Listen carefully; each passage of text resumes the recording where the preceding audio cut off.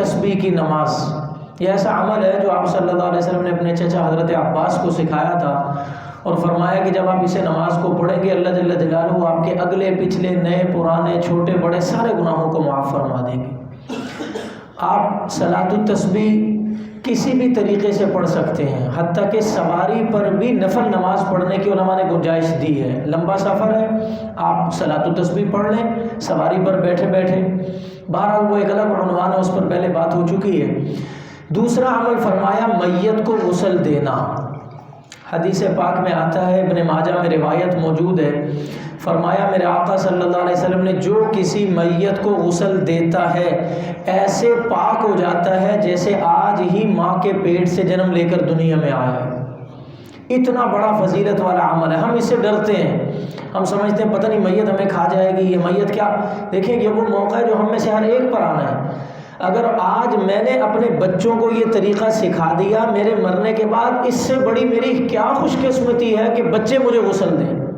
آج ہمارے بچے ہم سے بھاگتے ہیں، جی ہاں، ہمارا موبائل، ہمارا لیپ ٹاپ، ہماری جو قیمتی کرنسی ہے وہ تو لے لیں گے۔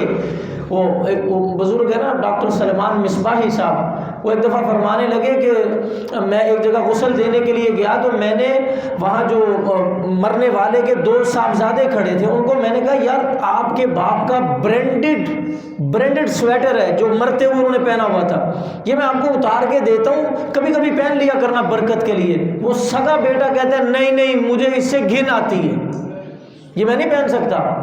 کہتے میں نے دوسرے بیٹے کو کہا میں قمیض صحیح طرح اتار دیتا ہوں کاٹے بغیر، اس کو کبھی کبھی پہن لیا کریں۔ وہ کہتا ہے نہیں یہ نہیں ہو سکتا، یہ تو مولوی صاحب کو دینی ہے، یہ میں نہیں پہنوں گا۔ یہ ہمارے مرنے والوں کے ساتھ ہم حال کرتے ہیں، اس لیے ہمیں ان چیزوں سے اپنے آپ کو مانوس کرنا ہے۔ آج ہم اس کو بہت مشکل کام سمجھتے ہیں، ہم نے صرف مولویوں کو ٹھیکے میں دے دیے۔ یاد رکھیں غسل دینے کا کوئی مشکل طریقہ نہیں ہے، میت کو غسل دینے کا کوئی مشکل طریقہ نہیں ہے۔ ابھی آپ سٹیپ بائی سٹیپ دیکھیں گے، انشاءاللہ میں کوشش کروں گا کہ یہاں عملی طور پر بھی ہم اس کی تھوڑی سی مشق کر لیں تاکہ آپ کو اندازہ ہو جائے کہ غسل کیسے دیا جاتا ہے۔ غسل دینے سے پہلے، نہلانے سے پہلے، جب انسان مرتا ہے گھر کے اندر یا جہاں بھی، اس وقت ہمارے لیے شریعت کے کیا احکامات ہیں۔ یہ ویسے جو میں ورکشاپ شروع کی ہے یہ بنیادی طور پر کم از کم 3 گھنٹے کا ہے، یہ پورا ٹاپک کم از کم 3 گھنٹے کا ہے، لیکن ہم اس کو 1 گھنٹے میں کوشش کریں گے کہ مکمل کر لیں اپنی بات کو۔ بہرحال میت اگر گھر میں ہو جائے ہمیں کیا کام کرنے چاہیے؟ سب سے پہلی بنیادی بات جو آپ کے سامنے لکھی ہوئی موجود ہے کہ جب آپ کو کسی کے مرنے کا گھر میں اندازہ ہونے لگے کہ بس ان کا آخری وقت ہے، پہلا کام کیا کرنا چاہیے؟ جب موت کا وقت قریب ہو جائے تو میت کو سیدھا لیٹا دیں۔ بہتر ہے کہ میت کے دائیں جانب قبلہ ہو، یعنی جہاں ہم بیٹھے ہیں اگر یہاں آپ نے لٹانا ہے، اگر مرنے والا بندہ مرنے لگا ہے، قریب المرگ ہے، اسے ایسے لٹایا جائے گا کہ اس کے دائیں جانب قبلہ ہو۔ اگر آسانی سے ممکن ہو تو ایسا کر لیا جائے، اگر ممکن نہ ہو جیسے ہاسپٹلز وغیرہ میں ہوتا ہے تب بھی کوئی حرج نہیں ہے۔ بہتر یہ ہے کہ ایسا کر لیا جائے، اگر نہ کیا جا سکے کوئی حرج نہیں ہے۔ اس وقت ایک بہت اہم ضروری کام جو کرنے کا ہے دوسرے نمبر پر، وہ ہے حکمت کے ساتھ اسے کلمہ شہادت کی تلقین کرنا۔ آپ علیہ الصلوۃ والسلام نے حدیث میں ارشاد فرمایا لقنوا موتاکم بلا الہ الا اللہ، اپنے مرنے والوں کو لا الہ الا اللہ کی تلقین کیا کرو کہ وہ لا الہ الا اللہ پڑھیں۔ لیکن اس میں بہت احتیاط کی ضرورت ہے، ایک احتیاطی پہلو ذہن میں رکھیے، جو صحابی قریب المرگ ہیں، مرنے لگے ہیں، انہیں آپ نے کبھی بھی زبان سے یہ نہیں کہنا پڑھو لا الہ الا اللہ۔ اس وقت ہماری سب سے بڑی غلطی یہی ہوتی ہے، مسٹیک ہوتی ہے، ہم انہیں کہتے ہیں پڑھیں بھائی۔ حتیٰ کہ بعض اوقات ہم نے یہاں تک دیکھا کہ مر رہا ہے ایک شخص اور عین اس وقت رشتہ دار قریب کھڑے، آنکھیں کھولو مجھے دیکھو، میں کون ہوں مجھے پہچانو، یہ جملے نہیں کہنے چاہیے۔ عین اس وقت اس کے سامنے علماء نے لکھا ہے ایسی چیز نہ لائیں جس سے وہ دنیا میں محبت کرتا تھا، وہ چیز سامنے آئے گی، اس کی محبت غالب آ جائے گی، کہیں انسان کوئی غلط قدم نہ اٹھا لے مرتے ہوئے۔ اتنا سخت وقت ہوتا ہے، بعض علماء نے لکھا شیطان مرتے ہوئے انسان کے قریب آ جاتا ہے اور کہتا ہے مجھے ایک سجدہ کر لے تجھے بچا لوں گا۔ اتنا سخت موقع ہوتا ہے، ایک دفعہ مجھے مان لے تجھے میں بچا لوں گا۔ اور اگر انسان اللہ نہ کرے اسے کہہ دے کہ میں تجھے مانتا ہوں تو اللہ نہ کرے کفر پر خاتمے کا اندیشہ ہے۔ اس لیے اس وقت کوئی غفلت والا معاملہ نہیں کرنا چاہیے۔ حکمت کا تقاضا کیا ہے؟ قریب بیٹھنے والے اونچی آواز سے کلمہ پڑھیں، قریب ہے، خود اس کو نہ کہیں کہ آپ کلمہ پڑھیں، خود پڑھیں، اشہد ان لا الہ الا اللہ وحدہ لا شریک لہ واشہد ان محمدا عبدہ ورسولہ، بار بار یہ کلمہ پڑھیں، حکمت کے ساتھ اسے تلقین کریں۔ کلمہ پڑھنے کا حکم ہرگز نہ دیں، بڑا مشکل وقت ہوتا ہے۔ ایک دفعہ مردے نے کلمہ پڑھ لیا، مرنے والے نے ایک دفعہ کلمہ پڑھ لیا کافی ہے۔ ہم یہ سمجھتے ہیں کہ اب بار بار کلمہ پڑھتا رہے پڑھتے پڑھتے موت آئے، یہ غلط فہمی ہے۔ حدیث میں آتا ہے جس کا آخری زبان سے نکلنے والا جملہ لا الہ الا اللہ ہوگا دخل الجنہ، وہ جنت میں چلا جائے گا۔ اس لیے بار بار نہیں کہنا، ایک دفعہ اس نے پڑھ لیا بس کافی ہے۔ اب وہ کتنی مشکل میں ہے، کتنی پریشانی میں، اس کو بار بار کہہ کر مزید پریشان نہ کیا جائے، بس ایک دفعہ اس کا پڑھنا کافی ہے۔ نمبر 3، قریب بیٹھنے والوں کو چاہیے کہ آہستہ آہستہ یاسین پڑھتے رہیں، سورہ یاسین شریف کا ورد کرتے رہیں۔ اس سے اس کی حدیث میں آتا ہے سورہ یاسین اپنے مردوں پر پڑھا کرو، اس سے ان کی روح نکلنے میں آسانی ہو جاتی ہے۔ بعض علماء نے روح نکلنے کی تشبیہ دی ہے جیسے کسی ریشمی کپڑے کو جھاڑیوں کے ساتھ لپیٹ دیا جائے، پھر ایک کونے سے پکڑ کے جیسے کھینچا جاتا ہے اس کا تار الگ ہو جاتا ہے، اسی طرح جسم میں رک رک کے روح نکلتی ہے، انسان اتنی تکلیف میں ہوتا ہے۔ اس وقت یاسین پڑھی جائے، یہ ہم میں سے سب پر یہ وقت آنا ہے۔ ذرا تصور کریں انسان کے رونگٹے کھڑے ہوتے ہیں، یہ سب پر وقت آنا ہے ایسا۔ اگر پہلے سے ذہن بنا ہوگا مجھے یہ کام کرنے چاہیے، انشاءاللہ بڑی آسانی ہو جائے گی۔ اگر ممکن ہو تو جو خود مرنے والا ہے وہ یہ جملے پڑھ لے، یہ دعا کوشش کرے کہ اس کو پڑھ لیا جائے، اللہم اغفر لی وارحمنی والحقنی بالرفیق الاعلی۔ یہ وہ جملے ہیں جو آپ صلی اللہ علیہ وسلم نے وفات کے وقت پڑھے تھے۔ اللہم اغفر لی، یا اللہ میری مغفرت فرما دیجئے، وارحمنی، مجھ پر رحم فرما دیجئے، والحقنی بالرفیق الاعلی، یا اللہ میں آپ اپنے بڑے دوست کے پاس ملنا چاہتا ہوں، آپ سے میں آپ کے پاس آنا چاہتا ہوں۔ لا الہ الا اللہ ایک دفعہ یہ پڑھ لیا جائے۔ اگر انسان کو کم از کم تھوڑے بہت ہوش و آواز قائم ہو، یاد ہو تو کم از کم یہ دعا پڑھ لی جائے، نہیں کم از کم ایک دفعہ کلمہ ضرور پڑھ لیا جائے، ایک دفعہ پڑھ لیا جائے۔ قریب والے اونچی آواز سے پڑھیں گے انسان کو خود یاد ہو جاتا ہے۔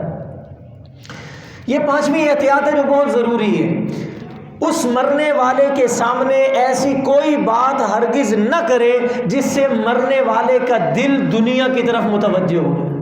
اس کے سامنے کاروباری کھاتے کھول کے بیٹھ جانا، آپ نے کس کا کتنا لینا ہے، کس کا کتنا دینا ہے۔ یاد رکھیں ضمناً یہ مسئلہ بھی عرض کر دوں، علماء نے لکھا ہے جس بندے کے ذمے کوئی لین دین ہے، چھوٹے سے چھوٹے بزنس والے کے ذمے بھی لین دین ہوتا ہے، جس کے ذمے کوئی لین دین ہے اس پر نماز کی طرح فرض ہے کہ اپنی وصیت نامہ لکھ کر جائے۔ زندگی میں لکھنا چاہیے، میں نے فلاں کو اتنا دینا ہے، فلاں سے اتنا لینا ہے، میں نے اتنی نمازیں چھوڑی اس کا فدیہ رہتے، میں نے اسی نے اتنے روزے بلوغت کے آج تک قضا رہ گئے، وہ میں نے ادا کرنے نہیں تو فدیہ دے دینا میرے مرنے کے بعد۔ اگر آپ میں سے کسی صاحب کو چاہیے ہو، میرے پاس 17-18 صفحوں پر مشتمل وصیت نامہ چھپا ہوا ہے۔ ایک وصیت نامہ وہ ہے جو ہم قبروں میں رکھتے ہیں، وہ مراد نہیں ہے۔ وصیت نامے سے مراد وہ ہے جس میں انسان اپنا کھاتا لکھے کہ میں نے کس کو کتنا دینا ہے، کس سے کتنا لینا ہے، میرے مرنے کے بعد میرے ورثاء کیا اعمال کرے، کیا سنت کے مطابق پورا ایک چھپا ہوا ہے، 18-20 صفحوں کا ہے۔ اس میں کچھ خانے خالی چھوڑے ہوئے ہوں، آپ اپنی مرضی سے اس میں فل کر سکتے ہیں کہ میں نے کس کو کتنے پیسے دینا، وہ ساری ڈیٹیل اس میں موجود ہے۔ اگر کسی صاحب کو چاہیے ہو تو بعد میں مجھ سے کسی وقت وہ لے لے، انشاءاللہ فائدے مند ہے۔ بہرحال مرنے والے شخص کے سامنے نہ کوئی ایسی چیز لائی جائے جس سے وہ دنیا میں محبت کرتا تھا، نہ کوئی ایسی بات کہی جائے کہ جس سے اس کا دل دنیا کی طرف متوجہ ہو جائے، کیونکہ یہ دنیا سے جدائی خدائے بزرگ و برتر کی مقدس بارگاہ میں حاضری کا وقت ہے۔ ایسے وقت میں دنیا کا تذکرہ کرنا نقصان دہ ہوتا ہے۔ نمبر 6، بہتر ہے کہ ناپاک خاتون، ایسی خاتون جو نماز نہیں پڑھ سکتی، یا ناپاک مرد وہاں قریب نہ رہے۔ میں نے شاید پہلے بھی عرض کیا تھا، ہمارے ڈاکٹر عبدالحی عارفی رحمۃ اللہ علیہ شیخ الاسلام مفتی تقی عثمانی صاحب کے شیخ تھے، پیر تھے۔ انہوں نے ایک واقعہ لکھا ہے کہ میرے پاس ایک مرتبہ کچھ صاحب آئے، کہنے لگے حضرت ہمارے گھر میں ایک نوجوان ہے، بالکل اس کا آخری لمحات قریب ہے لیکن جان نہیں نکل رہی، بڑی اٹکی ہوئی ہے جان، بڑا مشکل مرحلہ ہوتا ہے، تو بڑا پریشان ہے، 3 دن ہو گئے، حضرت یاسین بھی پڑھی ہے، استغفار بھی پڑھا ہے، سورہ ملک، بڑی بڑی صورتیں پڑھی ہیں، جان نہیں نکل رہی۔ ہم نے فرمایا اچھا مجھے وہاں لے جاؤ۔ وہاں پہنچے تو دیکھا جہاں اس کی چارپائی پڑی تھی، پیچھے دیوار پر لیاقت علی خان صاحب کی تصویر لگی تھی، لیاقت علی خان کی بڑی سی تصویر لگی تھی۔ حضرت نے فرمایا فرشتے اس کی روح قبض کرنے کے لیے آنا چاہتے ہیں، یہ تصویر اس میں رکاوٹ ہے۔ حدیث میں آتا ہے جہاں تصویر لگی ہوتی ہے وہاں رحمت کے فرشتے نہیں آتے۔ فرمایا اس تصویر کو ہٹاؤ، جیسے ہی تصویر ہٹائی گئی اس نوجوان کی فوراً روح نکل گئی۔ یہ وہ احتیاطیں ہیں جو ہمیں جو مرتے ہوئے کرنی چاہیے۔ میوزک، گانا باجانا وہاں قریب بجایا جائے۔ بعض لوگ ویڈیو کے آج کل بڑے شوقین ہوتے ہیں، تصاویر کھینچنے کے شوقین ہوتے ہیں، ایک ایک لمحہ اس کا دیکھ، غلط بات ہے، بری بات ہے، ایسا نہیں کرنا چاہیے۔ ایسے موقع پر ایسی خرافات سے بچنا چاہیے۔ بہرحال ایسے موقع پر کوئی ناپاک لوگ بھی ہیں تو وہ وہاں سے ذرا ہٹ جائیں، سائڈ پر ہو جائیں۔ 7ویں بات بہت ضروری ہے، اس کو ذرا آپ نے خیال سے دیکھ رہا ہے، مرتے وقت اگر خدا نخواستہ مرنے والے کی زبان سے کوئی کفریہ جملہ نکل بھی جائے، آپ نے اس پر فتویٰ نہیں لگانا کہ وہ کفر پر مرا ہے۔ یہ بہت احتیاطی مسئلہ ہے۔ ہم عام طور پر جو مردوں کے ہاتھ دیکھتے ہیں بعد میں اس کے تذکرے کرتے ہیں۔ حدیث میں آتا ہے جو کسی مردہ کی عیب کو چھپائے، کسی مرنے والے کے عیب کو چھپائے، اللہ نہ کرے کسی کا چہرہ بگڑ گیا، کسی کے غسل دیتے ہوئے کوئی عیب جسم میں نظر آیا یا کوئی ایسا معاملہ دکھا، فرمایا جو مردے کے عیب کو چھپاتا ہے، ایک حدیث میں آتا ہے اللہ اس کے 40 بڑے بڑے کبیرہ گناہوں کو معاف کر دیتے ہیں۔ جو مردے کے عیب کو چھپاتا ہے اللہ قیامت میں اس بندے کے عیب کو چھپائیں گے۔ اس لیے کبھی بھی عیب ظاہر نہ کرے کسی مردے کا۔ اگر خدا نخواستہ مرتے ہوئے کوئی کفریہ بات بھی زبان سے نکلے، اس کا خیال بالکل نہ کرے، اس کا چرچا بھی نہ کرے، بلکہ یہی سمجھے کہ موت کی سختی کی وجہ سے عقل ٹھکانے نہیں رہی، عقل ٹھکانے نہیں ہے، اس لیے اس سے کوئی ایسی بات زبان سے نکل گئی، اس پر کفر کا فتویٰ نہیں لگایا جائے۔ یہ بہت اہم بات ہے، اس کو آپ نے ذہن میں رکھنا۔ یہ تو مرنے سے پہلے کے کچھ احکامات تھے، اگر آپ کو مرنے والے شخص کے اوپر موت کے آثار نظر آئے تو یہ کام کرنے والے ہیں۔ اب اس کے بعد کیسے موت کے آنے کا یقین ہوگا، اس کی کیا صورت ہے؟ علماء نے اس کے لیے چند نشانیاں لکھی ہیں کہ جب سانس اکھڑنے لگ جائے، جلدی جلدی چلنے لگے، ٹانگیں ڈھیلی پڑ جائیں، کھڑی نہ ہو سکے، ناک ٹیڑھی ہو جائے، کن پٹیاں اندر کو بیٹھ جائیں، اور بعض علماء نے لکھا ہے کہ اگر یہ جو آنکھ کے اندر کے ڈیلے ہیں یہ پھیلنے لگ جائیں، یہ بھی موت کے واقع ہونے کی نشانی ہے۔ اور ایک ڈاکٹر صاحب نے بہت اچھی بات کہی، کہنے لگے کہ اگر خود چیک کرنا ہو گھر میں، بس اوقات ہم پریشان ہو جاتے ہیں، پتہ نہیں روح نکلی کہ نہیں نکلی، ابھی کنفرم نہیں ہے، اس کے لیے ایک نسخہ بتایا جاتا ہے کہ شیشہ لے لیا جائے، شیشہ لے کر اس مرنے والے کے ناک اور منہ پر ایسے رکھ دیا جائے، ایسے تھوڑی دیر کے لیے شیشہ رکھے، اگر اس پر بھاپ آ جائے تو سمجھ لیں ابھی سانس چل رہا ہے، اگر بالکل کوئی کسی قسم کی بھاپ نہ ہو تو سمجھ لیں کہ اب یہ ختم ہو چکا ہے، ڈیڈ باڈی بن چکی ہے ابھی۔ اور وہ ہمارے ایک شاعر ہے نا خالد اقبال طائب صاحب، جو یہاں بھی 2-3 دفعہ تشریف لا چکے ہیں، ان کے بڑے خوبصورت اشعار ہیں، فرمانے لگے ایک دفعہ یہ یقین خود کو بہرحال دلانا ہوگا، ہم مسافر ہیں یہاں سے ہمیں جانا ہوگا، یہ وہ بستی ہے جو بستی ہے اجڑنے کے لیے، گھر ہمیں کہیں اور جا کے بسانا ہوگا۔ یہ تو بستی ہی اجڑنے کے لیے ہم نے ایک دم یہ سب پر حالات پیش آنے ہیں، اللہ اس سے پہلے ہمیں صحیح ہدایت کی توفیق عطا فرمائے۔ بہرحال اگر موت کا یقین ہو جائے، یہ معاملات پیش آ جائیں تو سمجھ رہے کہ موت آ گئی، اس وقت آپ بھی زور زور سے کلمہ پڑھیں، مرنے والے پر ٹینشن نہیں دینی کہ آپ پڑھیں، خود قریب بیٹھنے والے زور زور سے کلمہ پڑھیں، انا للہ و انا الیہ راجعون، اللہم اجرنی فی مصیبتی واخلف لی خیرا منہا۔ حدیث میں آتا ہے جو بندہ یہ دعا پڑھتا ہے اللہ جل جلالہ اس کے لیے جنت میں ایک پورا محل تیار کر دیتے ہیں، بہت بڑا گھر اللہ دے دیتے ہیں جنت میں جو بندہ یہ دعا پڑھتا ہے، اور یہ دعا اس میں بڑی تسلی کا سامان ہے، بڑی تسلی کا سامان ہے۔ گویا ہم اللہ سے یہ کہتے ہیں انا للہ، ہم سب بھی اللہ کے ہیں، ہم سب بھی اللہ ہمارے مالک ہے۔ میرے بھائی، میرا کوئی رشتہ دار دنیا سے چلا گیا، اس کے مالک بھی اللہ ہیں، میرے مالک بھی اللہ ہیں۔ اللہ نے ان کو اپنے پاس بلایا ہے، مالک جب چاہے اپنے پاس بلا لے، اعتراض کا کوئی حق مجھے آپ کو نہیں ہے۔ وَإِنَّا إِلَيْهِ راجعون، جانے والا چلا گیا، یا اللہ اب ہم نے بھی آپ کے پاس آنا ہے، وہ نہیں اکیلا ہوا، اکیلے تو ہم رہ گئے۔ ایک بزرگ نے بڑی خوبصورت بات فرمائی، فرمانے لگے جانے والا تو جنت میں چلا گیا، حضور سے ملاقات ہے، صحابہ سے ملاقاتیں ہیں، کتنی خوبصورت بات ہے، انسان کو کتنی تسلی ہو جاتی۔ اکیلے تو ہم رہ گئے، اب ہم نے بھی وہاں جانا ہے، وہاں کی ہم نے بھی تیاری کرنی ہے انشاءاللہ۔ بہرحال یہ روح نکلنے سے پہلے کے جو معاملات تھے میں نے چند پوائنٹس کے ساتھ وہ آپ کے سامنے رکھ دیے۔ روح نکلنے کے بعد جب روح نکل جائے، سب سے پہلے کام یہ کرنا ہے ان کے ہاتھ پاؤں سیدھے کر دیجیے، اعضاء اپنی جگہ درست کر دیجیے۔ ہم سے بسا اوقات رونے دھونے میں یہ غفلت ہو جاتی ہے کہ اعضاء وہیں ٹیڑھے میڑھے سمٹے رہتے ہیں، اور پھر میت کو جب نہلانے کے بعد کفن دینا پڑتا ہے تب مشکل پیش آتی ہے، قبر میں اتارتے ہوئے مشکل پڑتی ہے۔ اس لیے فوری طور پر قریب بیٹھنے والوں کو یہ چاہیے ہاتھ پاؤں سیدھے کر دیں، اعضاء درست کر دیں، کپڑے سے منہ اس طرح باندھ دیں، کپڑے کی ٹاکی سے کہ ٹھوڑی کے نیچے سے کپڑا لا کے دونوں سرے کپڑے کے سر پہ رکھ کے باندھ دیے جائیں تاکہ منہ کھلے کا کھلا نہ رہ جائے۔ اتنا خوف ہوتا ہے موت کے وقت کہ انسان کا منہ اور ڈیلے ایسے اوپر کو رہ جاتے ہیں، انسان اتنا حیران ہوتا ہے، کبھی زندگی میں کبھی انسان اتنا حیران نہیں ہوتا۔ جب فرشتہ آتا ہے روح قبض کرنے کے لیے، انسان کے وہموں کو، ہم میں سے کون مرنے کے لیے تیار ہے؟ اب اندازہ لگائے نا، ہر ایک یہ سوچے بیٹھے میں نے بھی 100 سال جینا ہے۔ اور آپ علیہ الصلوۃ والسلام کیسے ذہن سازی فرماتے تھے؟ ایک دفعہ صحابہ کے ساتھ بیٹھے، فرمائے میرے صحابہ یاد رکھو 100 سال کے بعد کوئی بندہ اس دھرتی پر اب موجود میں سے زندہ نہیں ہوگا، سب دنیا سے چلے جائیں گے۔ اور خود اپنی حالت بتائی، فرمایا میں جب نماز کے آخر میں ایک طرف سلام پھیرتا ہوں مجھے یقین نہیں ہوتا کہ میں زندگی میں دوسری طرف سلام پھیر سکوں گا یا نہیں پھیر سکوں گا، اتنی ذہن سازی فرماتے تھے۔ بہرحال سب سے پہلا کام ہاتھ پاؤں سیدھے کر کے اعضاء کو درست کر دیں۔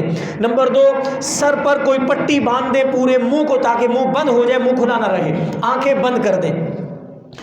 دونوں پاؤں کے انگوٹھے ملا کر اس کو باندھ دیں، دونوں پاؤں کو، ٹانگوں کو سیدھا کر کے اس کے انگوٹھے قریب کر کے انہیں باندھ دیا جائے تاکہ ٹانگی کھلی نہ رہ جائے، ٹانگیں بھی بند جائیں، بالکل سیدھا ہو جائے۔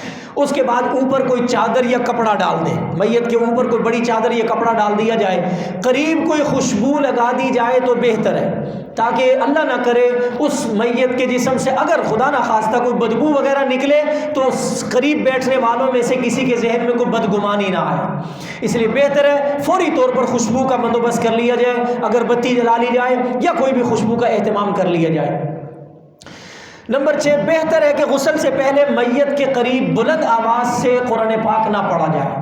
میت کے قریب غسل سے پہلے میت کے قریب بلند آواز سے، چونکہ میت کے اندر ہو سکتا ہے کوئی ناپاکی ہو، اور قرآن پاک ناپاکی والی جگہ پر پڑھنا مناسب نہیں ہے، ادب کے خلاف ہے۔ اس لیے علماء نے لکھا ہے اس وقت قریب قرآن پاک پڑھنے کی بجائے یا دور بیٹھ جائیں، دور بیٹھ کر قرآن پاک پڑھا جائے، یا کم از کم کوشش کر لیا جائے کہ آہستہ آواز سے پڑھا جائے، اونچی آواز سے نہیں۔ یہاں ہماری غفلتیں کون سی ہوتی ہیں؟ عام طور پر ایسے موقع پر خواتین رونا دھونا بہت زیادہ شروع کر دیتی ہیں، انہیں صبر کی تلقین کی جائے، انہیں غم کی حالت میں رونا منع نہیں ہے، چیخو پکار منع ہے۔ غم کی حالت میں رونا منع نہیں ہے، ناشکری کی باتیں منع ہیں۔ غم کی حالت میں گال پیٹنا، سینہ کو بھی کرنا، بلکہ مجھے ایک صاحب فرمانے لگے کہ اب تو باقاعدہ خواتین کا ایک گینگ ہوتا ہے جو ہر مرنے والے کے گھر میں جاتا ہے اور وہاں خوب رونا پیٹنا ڈالتے ہیں، اور مصنوعی قسم کا رونا۔ ایسا نہیں ہونا چاہیے، اس سے مردے کو تکلیف ہوتی ہے، اس مرنے والے کو اس کا عذاب بھگتنا پڑتا ہے اگر اس نے مرنے سے پہلے اپنے گھر والوں کی ذہن سازی نہیں کی۔ یاد رکھیے یہ بات علماء نے لکھا ہے، بلکہ احادیث سے ثابت ہوتا ہے اگر مرنے والے نے اپنے گھر والوں کی ذہن سازی نہ کی، انہیں مرنے سے پہلے ان غلط کاموں سے بچنے کی تلقین نہ کی، تو مرنے والوں پر جو غلط کام کرے گا اس کا گناہ مرنے والے کو بھی بھگتنا پڑے گا۔ اس لیے پہلے سے گھر والوں کی ذہن سازی ہو، دنیا سے سب نے جانا ہے، اگر میرا وقت آئے تو میرے ساتھ قطعاً ایسا نہ کیا جائے کہ کوئی خرافات ہو، مسنون طریقہ آپ کو بتایا جا رہا ہے، اس کے مطابق ہم دنیا سے جائیں، اللہ کرے۔ تو غسل سے پہلے ہم اچھا بعض لوگ یہ بھی سمجھتے ہیں کہ شاید قرآن پڑھنا ہی منع. میں نے کئی لوگوں کو دیکھا، لوگ مسئلے پوچھتے ہیں حضرت ابھی مردہ فوت ہوا ہے، کیا قرآن پڑھ سکتے ہیں کہ نہیں؟ قرآن پاک آپ جب چاہیں پڑھ سکتے ہیں. یہ جو حکم بتایا جا رہا ہے میت کے قریب بیٹھ کے نہ پڑھیں، چونکہ ہو سکتا ہے میت کے اندر ابھی بدبو موجود ہو اور آپ بے ادبی والی جگہ پر قرآن پاک پڑھیں گے، یہ مناسب نہیں ہے، یہ بہتر نہیں ہے، اس لیے منع کیا جاتا ہے. ورنہ قرآن پاک پڑھ سکتے ہیں تھوڑے سے فاصلے پر جا کر یا آہستہ آواز سے. نہلانے، کفنانے اور دفنانے میں جتنا جلدی ہو سکے اتنا جلدی کی جائے، لیٹ نہ کیا جائے. ہمارے ہاں فلاں مہمان آ رہا ہے، فلاں مہمان آ رہا ہے، اس کا انتظار کرنا علماء نے مکروہ لکھا ہے، مکروہ لکھا ہے. جتنا جلدی ہو سکے اب اس امانت کو اللہ کے سپرد کر دیا جائے. ایک حدیث میں آتا ہے آپ علیہ الصلوۃ والسلام نے ارشاد فرمایا اپنے کندھوں سے اس میت کو جلدی جلدی لے کر جاؤ اور قبر میں پہنچا دو. اگر یہ نیک تھا تو اللہ کی رحمت سے ملا دو، اگر یہ برا تھا تو اس کے بوجھ کو اپنے کندھوں سے اتار دو. اس لیے ہمیں نیکی کی زندگی گزارنی ہے اور کوشش کریں کہ جتنا جلدی ہو سکے معاملہ نبٹ جائے. بلا وجہ تاخیر کرنا، 2 دن 3 دن کا ٹائم لینا، انتظار کروانا، اس کو علماء نے مکروہ لکھا ہے. غسل میت کا بیان. اب اس کے بعد غسل کی ترتیب شروع ہو رہی ہے. یہ وہ جو 2 ٹاپکس میں نے عرض کیے ہیں، یہ ہے مرنے سے پہلے اور مرنے کے فوری بعد جو ہمیں کام کرنے چاہیے. اب غسل کیسے دینا یہ ہمارا اہم عنوان ہے اور اصل ہمارا موضوع یہی تھا. غسل کے حوالے سے چند ضروری مسائل میں پہلے بتا دیتا ہوں، پھر غسل کا پورا طریقہ میں عرض کروں گا. میت کو غسل دینا حکم کے اعتبار سے فرض کفایہ ہے. کیا ہے جی؟ فرض کفایہ ہے. میت کو غسل دینا فرض کفایہ ہے، یعنی پورے محلے میں سے اگر 2-4 افراد بھی غسل نہیں دے سکتے تو یہ فرض کفایہ ادا نہیں ہوگا. بہتر ہے کہ ہر محلے میں 2, 4, 5, 10 افراد ایسے ہونے چاہیے جنہیں غسل دینے کا طریقہ آئے. غسل دینے کا طریقہ آئے، اس پر گھبرانا نہیں چاہیے. نمبر 2، بہتر ہے کہ کوئی قریبی رشتہ دار غسل دے. ہمارے تو قریبی رشتہ دار قریب بھی نہیں آتے، اللہ حفاظت فرمائے. کوشش کرنی چاہیے کہ ہمیں یہ طریقہ معلوم ہو تاکہ ہم اس وقت گھبرائیں نہیں. قریبی رشتہ داروں کو غسل دینا چاہیے، ورنہ کم از کم دیندار لوگ غسل دیں. میں خود کئی دفعہ جاتا ہوں غسل دینے، ایسی خرافات ہیں. ہمارے معاشرے کے کچھ بوڑھے بزرگ بیچارے جنہوں نے بچپن سے کبھی کسی کو غسل دیتے دیکھا گاؤں دیہاتوں میں، اتنا غلط طریقے سے غسل دیتے، اتنی میت کی بے حرمتی کرتے. ابھی میں غسل دے کر دکھاؤں گا آپ کو اندازہ ہوگا کہاں لوگ بے حرمتی کرتے. سطر کا بالکل خیال نہیں رکھتے، سطر اکثر کھل جاتا ہے، سطر والی جگہ پر ننگے ہاتھ سے استنجا کرواتے ہیں، ناجائز ہے. میت کو کبھی اٹھا کے کبھی ادھر بازو کھینچیں گے، کبھی ادھر ٹانگ کھینچیں گے، بالکل بری بات ہے، ایسا نہیں کرنا چاہیے. لہٰذا جو قریبی لوگ ہیں، رشتہ دار ہیں، وہ پھر بھی ادب کا خیال کریں گے. جو دیندار ہے، مسائل جاننے والا ہے. ایک صاحب ادھر قریب ایک جگہ میت تھی، میں غسل دینے کے لیے آیا تو ان کے یہاں کوئی عزیز بوڑھے بزرگ بھی تھے. کہنے لگے جی اب اس میت کے ناخن کاٹیں، اس کے بال اتاریں. یاد رکھیں مرنے والے کے ناخن نہیں کاٹے جائیں گے، بال نہیں اتارے جائیں گے، چاہے بال کتنے بڑے کیوں نہ ہوئے ہوں، ناخن نہیں کاٹے جائیں گے. خواتین اس مسئلے کو سمجھ لیں. بعض علماء نے لکھا ہے اگر خاتون کے ناخنوں پر نیل پالش لگی ہے تو وہ بھی نہ اتاری جائے، اور اگر نیل پالش اتارے بغیر غسل دیں گے غسل نہیں ہوگا. اس لیے خواتین کو اس سے احتیاط کرنی چاہیے، نیل پالش نہ لگائیں، حتی الامکان کوشش کریں. ہاں جو اس کے لیے مہندی استعمال ہوتی ہے یا کوئی اور صورت اس کی بنا لی جائے، حتی الامکان نیل پالش سے بچنا چاہیے. بڑا مشکل مرحلہ ہو جاتا ہے اس وقت. ایک طرف نیل پالش اتارنا ضروری بھی ہے، دوسری طرف علماء نے لکھا کہ ایسا کام نہ کیا جائے، پھر بڑی مشکل پیش آتی ہے، اتارنی پڑتی ہے، اس کے بغیر غسل صحیح طریقے سے نہیں دیا جا سکتا. اس لیے ان چیزوں کا احتیاط کرنی چاہیے. بہرحال کوئی دیندار آدمی غسل دے تاکہ جو مسائل کو سمجھتا ہو صحیح طریقے سے غسل دے. اچھا، غسل کے اندر سب سے بنیادی جو چیز ہے نا، آپ اس چیز کو ذہن میں بٹھا لیں، سارے مسائل آپ کے لیے آسان ہو جائیں گے. اگر جو میں غسل دینے کا آگے پورا طریقہ بتانے لگا ہوں، آپ نے اس طریقے سے غسل نہ دے سکے، کوئی آپ سے مسٹیک ہو گئی، کوئی چیز رہ گئی، کوئی ایکسٹرا ہو گئی، آپ نے ایک چیز کا خیال رکھنا ہے. میت کو غسل دیتے ہوئے صرف ایک چیز فرض ہے، وہ کیا ہے؟ پورے جسم پر اچھی طرح پانی بہانا. بس اگر میت کو غسل دیتے ہوئے پورے جسم پر اچھی طرح ایک دفعہ آپ نے پانی بہا دیا، غسل ہو گیا. باقی چھوٹی موٹی چیزیں، وضو میں یہ چیز رہ گئی، آخر میں 3 دفعہ نہیں کر سکے، استنجا نہیں کروا سکے، فلاں نہیں، کوئی بات نہیں، غسل پھر بھی ہو جائے گا. ایک دفعہ پورے جسم پر پانی بہانا فرض ہے. یہ باقی چیزیں جو صورت مستقل اس کا طریقہ وہ میں ابھی عرض کر دیتا ہوں. چوتھا پوائنٹ بہت اہم ہے، کافر کو غسل نہیں دیا جائے گا۔ میرے عزیزو یاد رکھو، یہ میرا آپ کا اعزاز ہے کہ ہمیں غسل دیا جاتا ہے، کافر کو غسل نہیں دیا جاتا۔ یہ اللہ نے مسلمان کو اعزاز دیا ہے کہ مسلمان کو پاک صاف کر کے اللہ کے پاس بھجوایا جائے۔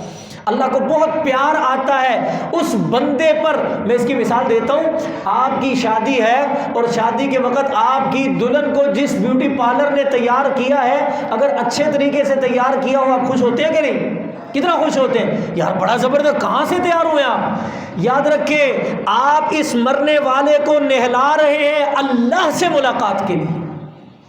آپ اس چیز کو ذہن میں رکھیں، اللہ سے اس کی ملاقات ہے، اللہ سے اس نے ملنا ہے، میں اسی لیے اس کو نہلا رہا ہوں، اس کو تیار کروا رہا ہوں۔ اللہ بڑا خوش ہوتے ہیں اس بات پر۔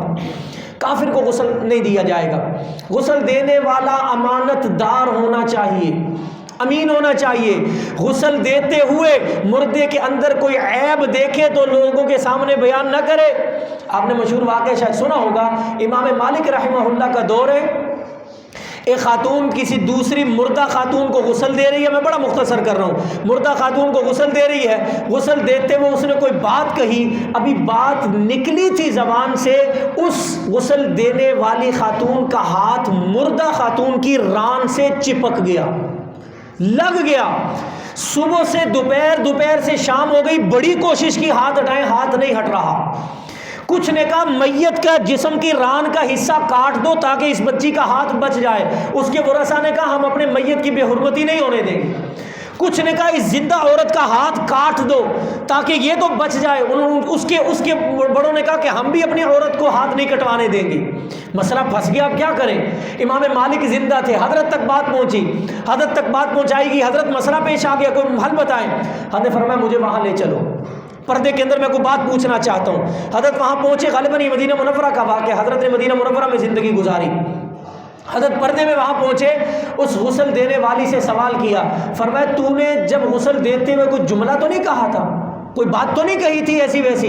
اس نے کہا ہاں، میں باقی غسل دینے والیوں سے کہہ رہی تھی اس مردہ عورت کے فلاں مرد کے ساتھ ناجائز تعلقات تھے، میں نے اس پر تہمت لگائی۔ حضرت نے پوچھا تیرے پاس اس کے گواہ ہیں؟ آج ہم بھی بڑی بڑی لمبی زبانیں کھولتے ہیں، کسی عورت کو دیکھا ہم ایسی تہمت کی لمبی لمبی زبانیں کھول دیتے ہیں۔ علماء نے لکھا تہمت کا بڑا سخت معاملہ ہے، یہ سنیے ذرا۔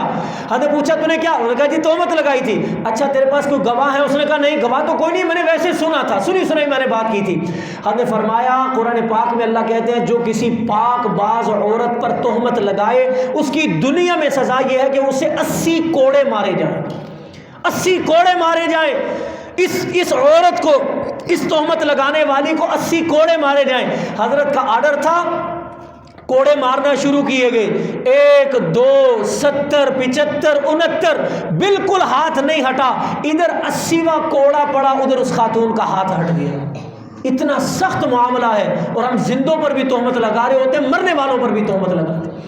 مرنے والوں کی عیب کو چھپانا چاہیے، اگر کوئی عیب پتہ بھی ہے تو اس پر پردہ ڈالیں، اللہ آپ کے عیبوں پر پردہ ڈالے گا۔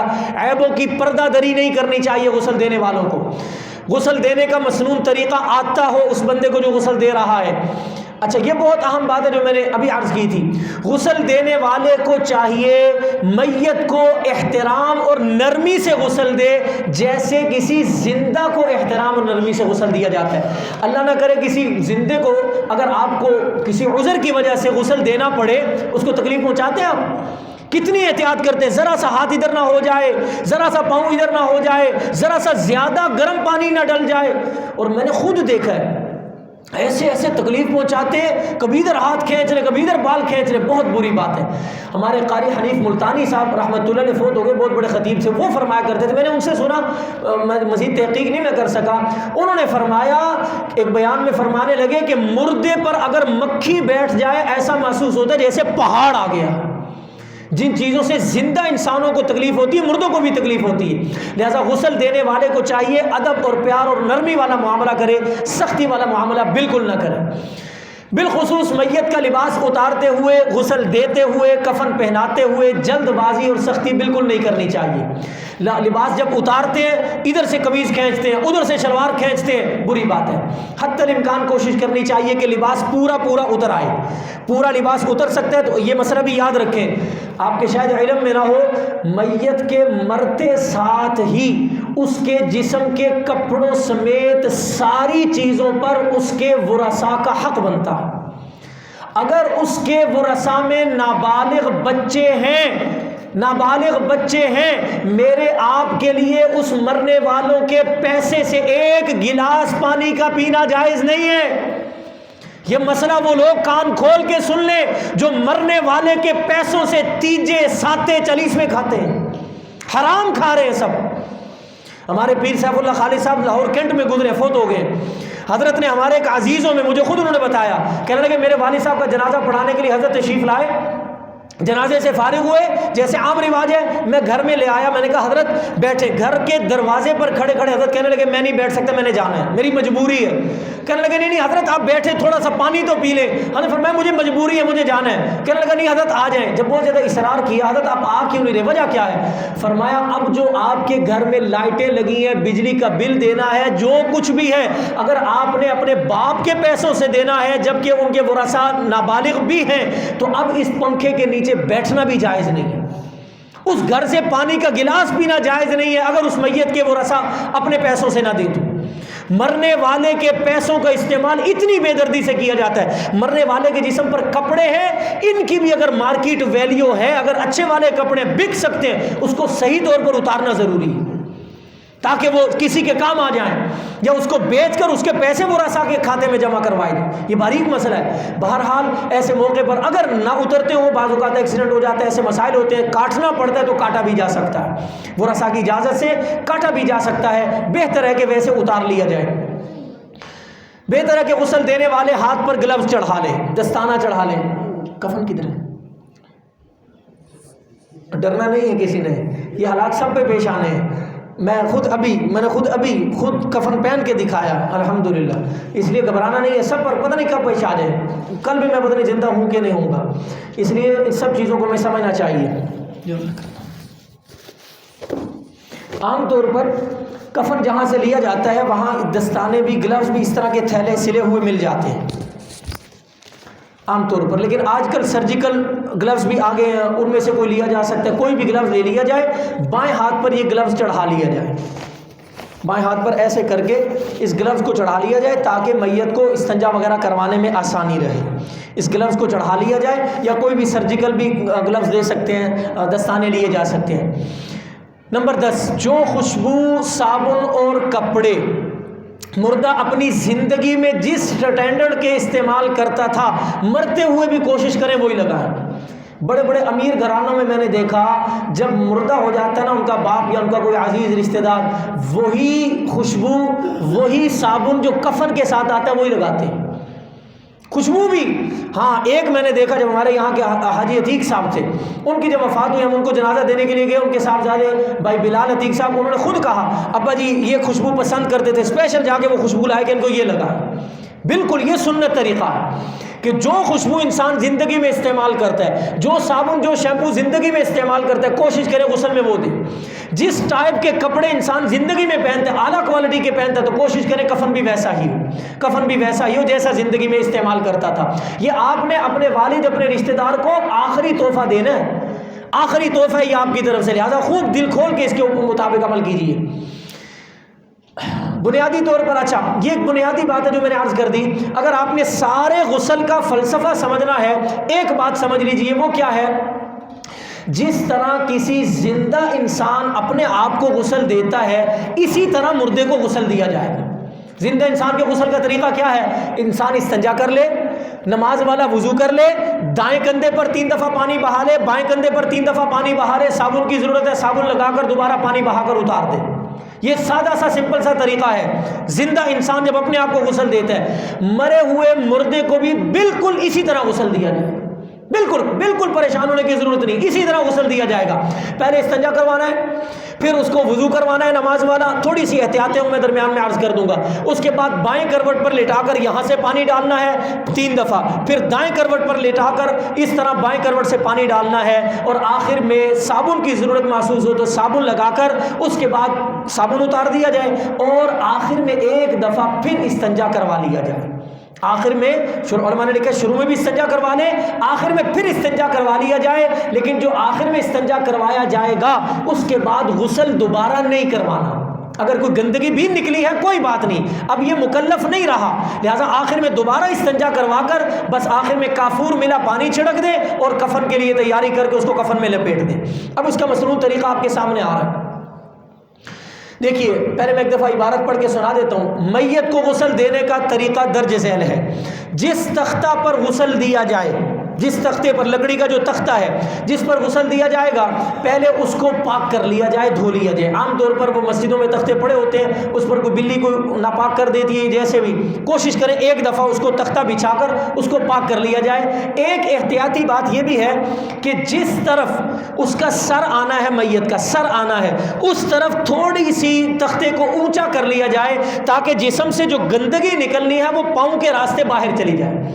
اگر تختہ برابر ہوتا ہے یا پاؤں کے راستے سے اونچا ہوتا ہے تو جو گندگی نکلتی ہے استنجا کراتے ہوئے وہ بعض اوقات سر کے طرف چلی جاتی ہے، سر پھر دوبارہ آلودہ ہو جاتا ہے، گندا ہو جاتا ہے۔ اس لیے سر کی طرف تختے کو چاہیے تھوڑا سا اٹھا لیں، ڈھلان بنا لیں تاکہ جو گندا پانی ہے، گندگی ہے، وہ ساری پاؤں کے راستے سے نیچے نکل جائے، وہ سر کی طرف نہ آئے۔ اس طرح تختے کو لٹا لیا جائے، تھوڑا سا سر کی طرف سے اونچا کر لیا جائے۔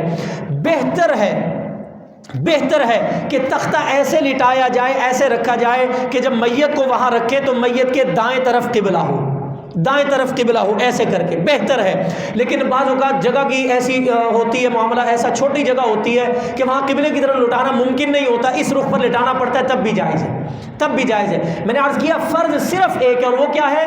پورے بدن پر ایک دفعہ پانی بہانا، یہ فرض ہے۔ باقی ساری چیزیں مستحبات میں سے، یہ مسنونات میں سے ہیں۔ تو اس تختے کو پاک کر لیا جائے، سر کی طرف تھوڑی سی ڈھلان بنا دی جائے، اس تختے پر کوئی لوبان یا اس طرح کی کوئی جڑی بوٹی ہو خوشبودار، اس کی دھونی دے دی جائے۔ دھونی سے مراد یہ ہے کہ وہاں ذرا خوشبو کا اہتمام کر لیا جائے تاکہ میت کے جسم سے اگر کوئی گندگی نکلے تو سمیل آنے کے بعد انسان کے ذہن میں کوئی غلط خیال نہ آئے، بدگمانی نہ آئے میت کے بارے میں۔ اندازہ لگائیں شریعت آپ کے مرنے کے بعد بھی آپ کی بدگمانی سے آپ کو بچا رہی ہے، زندگی میں کتنا بچنا چاہیے بدگمانی سے۔ اس لیے خوشبو کا تھوڑا سا قریب اہتمام کر لیا جائے تو اچھی بات ہے۔ پھر میت کو قبلہ رخ پر لٹا کر جیسے بھی آسان ہو لٹا دیا جائے۔ اس کے بعد میت کے کپڑے، بدن کے کپڑوں کو چاک کر لیا جائے، کاٹ لیا جائے، اگر اتارنا ممکن ہے تو اتار لیا جائے۔ ایک موٹا کپڑا یا تہبند یا کوئی تولیہ، موٹا کپڑا بہتر ہے کہ انسان کے جو مرد کا سطر ہے اس پر ڈال لیا جائے، ناف سے لے کر گھٹنے کے نیچے تک۔ یہ مسئلہ یاد رکھیں، غسل دینے والوں کے لیے مردہ بھائی کے ناف سے لے کر گھٹنے کے نیچے تک کے جسم کو دیکھنا بھی جائز نہیں ہے، ننگا ہاتھ لگانا بھی جائز نہیں ہے۔ میں نے خود دیکھا، بہت بے احتیاطی ہوتی ہے، جذبات میں آ کے استنجا کراتا ہے، ادھر سے کپڑا ہٹ گیا، ادھر سے کپڑا ہٹ گیا، بالکل بے ادبی۔ کسی زندہ مرد کی بھی اتنی جگہ کو دیکھنا جائز نہیں۔ ہم کبڈی بڑے شوق سے دیکھ رہے ہوتے ہیں، اتنے جسم کے حصے کو، رانوں کو دیکھنا ناجائز اور حرام ہے۔ انسان مرد کا سطر ہے، اس جسم کے حصے کو ایک مرد دوسرے مرد کے سامنے بھی نہیں کھول سکتا۔ اس چیز کا خیال کرنا چاہیے۔ ناف سے لے کر گھٹنے کے نیچے تک موٹا کپڑا ڈال دیا جائے۔ بعض لوگ باریک کپڑا ڈالتے ہیں، کیا ہوتا ہے جب پانی بہایا جاتا ہے تو وہ سارا جسم نظر آنے لگ جاتا ہے۔ موٹا کپڑا ڈالنا چاہیے، لیکن ایسا موٹا کپڑا ہو کہ اوپر پانی ڈالا جائے تو نیچے پانی بھی پہنچ جائے۔ بعض اوقات اتنا موٹا ہوتا ہے اوپر سے پانی ڈالتا ہے پانی نیچے نہیں جاتا، جیسے تولیہ ہے یا کوئی ایسے رنگ دار کپڑے مل جاتے ہیں کہ اگر اوپر وہ ڈالا ہو، پانی اوپر سے ڈالے تو پانی بھی نیچے پہنچ جاتا ہے اور جسم نظر بھی نہیں آتا۔ ایسا موٹا کپڑا ناف سے لے کر گھٹنے کے نیچے تک ڈال دیا جائے، پھر سارے بدن کے کپڑے اتار لیے جائیں۔ کہتے ہیں یہ موٹا کپڑا جو تہبند والا ہے ناف سے لے کر پنڈلی تک ہونا چاہیے تاکہ بھیگنے کے بعد سطر نظر نہ آئے۔ پھر بائیں ہاتھ میں دستانہ چڑھا کر مردے کو استنجا کروایا جائے گا۔ خواتین اس بات کو نوٹ فرما لیں کہ جب خواتین اپنی کسی خاتون کو غسل دیں گی، اس کے لیے خاتون کے پورے بدن پر کپڑا ڈالنا ضروری ہے۔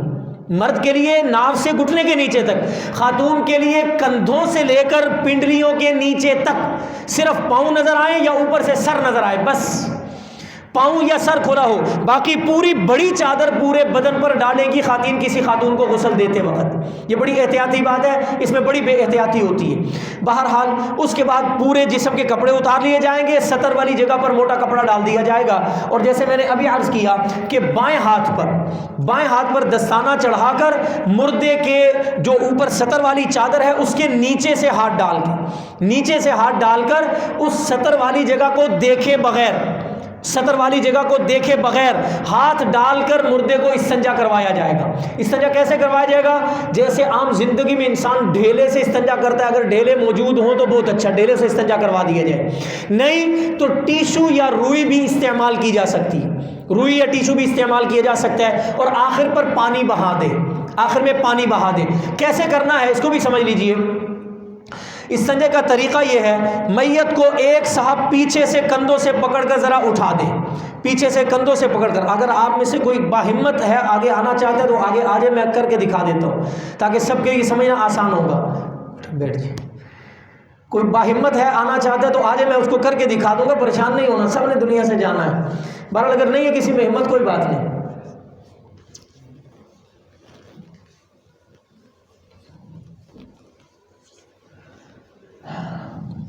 آپ علیہ الصلوۃ والسلام صحابہ کرام کو مسائل اسی طرح سکھاتے تھے. حضور علیہ الصلوۃ والسلام باقاعدہ مسائل کی نشستیں لگاتے تھے، اس لیے اس میں گھبرانے والی بات نہیں ہے.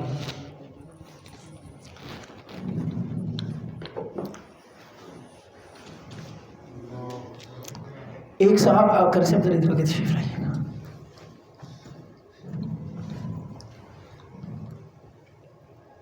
تھوڑا سا آپ حضرات توجہ فرمائیں گے تو انشاءاللہ بات سمجھ آ جائے گی. تھوڑی سی ٹانگیں جوڑ لیں آپ اس میں.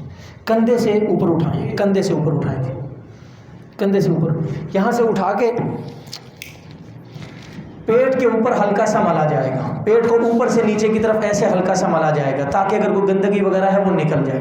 ایک ساتھ پیچھے سے پکڑ کے رکھیں گے، دوسرا پیٹ کو ملیں گے تاکہ گندگی وغیرہ نکل جائے، اور اس کے بعد لٹا دیں. بس سطر والی جگہ پر کپڑا پڑا ہوگا، بائیں طرف نیچے سے بایاں ہاتھ ڈال کے اوپر سے پانی ڈالا جائے گا. سطر کے جو چادر ڈلی ہے اس کے اوپر سے پانی ڈالا جائے گا تاکہ جو گندگی وغیرہ نکلی ہے وہ پاؤں کی طرف سے نیچے نکل جائے.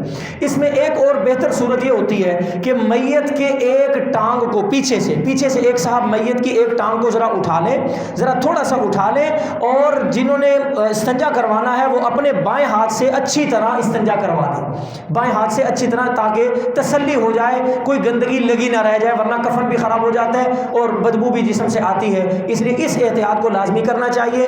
ایک ٹانگ ذرا سی اٹھا کر یا میت کو تھوڑی سی کروٹ دے کر ڈھیلوں یا روئی کے ذریعے اچھی طرح صفائی کر دی جائے. جب محسوس ہو کہ صفائی ہو گئی، اب اچھی طرح اوپر سے پانی بہا دیا جائے. یہ استنجے کا مصنون طریقہ ہے. استنجا کروا دیا جائے. استنجا کے بعد اب آپ نے نماز والا وضو کروانا ہے. نماز والا وضو کیسے ہوگا؟ اس میں کلی نہیں ہے، اس میں ناک میں پانی ڈالنا نہیں ہے. ہاں علماء نے ایک بات لکھی ہے، اگر مرنے والے پر غسل فرض ہے، مرنے والا ناپاک تھا، غسل کی جنابت کی حالت میں فوت ہو گیا، خاتون ہے یا مرد ہے، اس کے لیے بہتر یہ ہے کہ ناک میں بھی اور منہ میں بھی اور ناک میں بھی پانی ڈالا جائے گا، اور روئی کے ذریعے پھر پانی واپس کھینچ لیا جائے گا، سک کر لیا جائے گا، نکال لیا جائے گا. روئی اس کے اندر ڈال کے اس کے اندر سے پانی کو نکال لیا جائے. اگر اس پر غسل لازم تھا تو، اگر غسل لازم نہیں تھا پھر کرنے کا طریقہ یہ ہے کہ روئی کا تھوڑا سا ٹکڑا لے کر اسے گیلا کر کے ایسے، زیادہ منہ کھولنے کی ضرورت نہیں ہے، بس ایسے کر کے دانتوں پر پھیر لیا جائے، دانتوں اور جو ہے وہ ہونٹوں کو اندر سے صاف کر لیا جائے. دوبارہ روئی کا ٹکڑا لے کر ناک میں دونوں نتنوں کو اچھی طرح صاف کر لیا جائے. دوبارہ روئی لے کر ناک کے نتنوں کو صاف کر لیا جائے، اور اس کے بعد کانوں میں، ناک میں اور منہ کے اندر یہاں روئی کا ایک ٹکڑا رکھ لیا جائے تاکہ جب چہرہ دھوئیں گے تو پانی اندر نہ جائے، چہرہ دھوتے وقت پانی اندر نہ جائے. پہلے استنجا کروا دیا، اس کے بعد نماز والا وضو کروانے کے لیے کلی کی جگہ منہ کو صاف کر دیں، ناک میں پانی ڈالنے کی جگہ ناک کو بھی صاف کر دیں. پھر ساری جگہوں پر روئی رکھنے کے بعد پہلے دایاں ہاتھ دھویا جائے گا، دایاں ہاتھ دھو لیا جائے. اور جب میت کو وضو کرواتے وقت ہاتھ دھونا ہے تب ہاتھ اتنا نہیں دھونا، پورا ہاتھ دھونا ہے، پورا ہاتھ دھویا جائے گا. پہلے دایاں ہاتھ 3 دفعہ, پھر بایاں ہاتھ 3 دفعہ دھویا جائے گا, پھر چہرے کو ملا جائے گا, چہرے کو دھویا جائے گا جیسے وضو میں آپ دھوتے ہیں. اب تو میت کے چہرے کو دھویا جائے گا. بہتر ہے کہ اپنا ہاتھ گیلا کر کے سر کے بالوں پر بھی پھیر لیا جائے. پھر دائیں پاؤں کو دھلا دیا جائے گا, بائیں پاؤں کو 3 دفعہ دھلا دیا جائے گا. یہ وضو کا مسنون طریقہ مکمل ہو گیا. میت کو استنجا کروانے کے بعد پورا نماز والا وضو کروایا جائے گا. یہ طریقہ میں نے عرض کر دیا. اس کے بعد علماء نے لکھا, حدیث میں آتا ہے, آپ علیہ الصلوۃ والسلام نے ارشاد فرمایا کہ اس کے چہرے, سر اور داڑھی کے بالوں کو دھویا جائے. اگر صابن استعمال کرتا تھا مرنے والا تو صابن سے دھویا جائے, نہیں شیمپو استعمال کرتا تھا تو شیمپو سے بھی دھویا جا سکتا ہے, شیمپو سے بھی دھویا جا سکتا ہے. سر کے بالوں کو اور داڑھی کو اچھی طرح مل کے صاف کر دیا جائے. بعض اوقات 2-3 دن کی یا کئی دنوں کی بیماری کی وجہ سے میت خود غسل نہیں کی ہوتے اس نے, تو پھر اچھے طریقے سے صاف ستھرا کرنا چاہیے. سر کے بالوں کو وضو کروانے کے بعد, جیسے حدیث میں آتا ہے, عام طور پر جب انسان غسل کرتا ہے وضو کرنے کے بعد ہاتھ میں پانی لے کر سر پہ ڈالتا ہے, بالکل اسی طرح مرنے والے کو بھی غسل کروانے کے بعد سر کو اچھی طرح بالوں کو دھویا جائے گا. داڑھی, اللہ توفیق دے سب کو, تو داڑھی کو بھی اچھی طرح دھو دیا جائے گا صابن یا شیمپو لگا کر. اس طرح سر اور داڑھی کو دھونے کے بعد اب میت کو بائیں کروٹ پر, اس بات کو سمجھ لیجیے, میت کو سب سے پہلے بائیں کروٹ پر,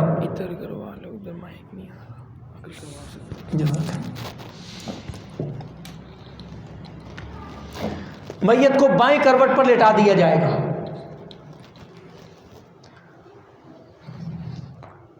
ادھر کیسے آئے گا, یہ تار چھوڑ, بس ٹھیک ہے, آپ ادھر ہی تشریف رکھیں, ادھر پھر جگہ بنانا مشکل ہو جائے گی, تشریف رکھیں.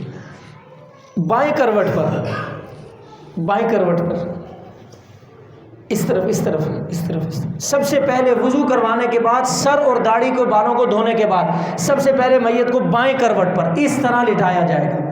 چونکہ ہم پہلے کہاں پانی ڈالتے ہیں, خود غسل کرتے ہوئے دائیں کندھے پر, خود غسل کرتے ہوئے کہاں پانی ڈالتے ہیں, پہلے دائیں کندھے پر. مسنون طریقہ یہ ہے, شاور کے نیچے پہلے دایاں کندھا کرے پھر بایاں کندھا کرے. اسی طرح پہلے دائیں کندھے پر پانی ڈالنے کے لیے بائیں کروٹ پر مردے کو لٹایا جائے. بائیں کروٹ پر لٹا دیا, اب یہاں سے اوپر سے پانی ڈالنا شروع کیا جائے گا, لوٹے سے پانی ڈالنا شروع کیا جائے گا, کندھے سے لے کر پاؤں تک پانی ڈالنا ہے, پاؤں تک پانی ڈالنا ہے. 3 دفعہ پانی ڈالنا سنت ہے. بائیں کروٹ پر لٹا کر دائیں کروٹ سے یہاں سے پانی